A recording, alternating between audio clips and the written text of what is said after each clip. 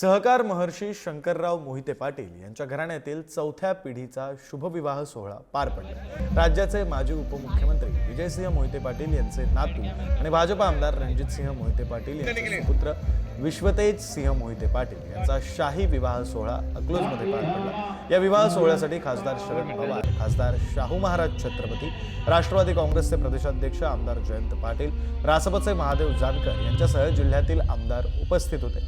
याशिवाय क्रीडा राज्यमंत्री दत्तात्रय भरणे सुद्धा उपस्थित होते। लाखो निमंत्रित व्यक्तींसह राजघराण्यातील अनेक मान्यवर, राजकीय, सामाजिक, शैक्षणिक, सहकार, नाट्य, चित्रपट, उद्योग या सगळ्या क्षेत्रातील असंख्य मान्यवरांची या सोहळ्याला उपस्थिती होती।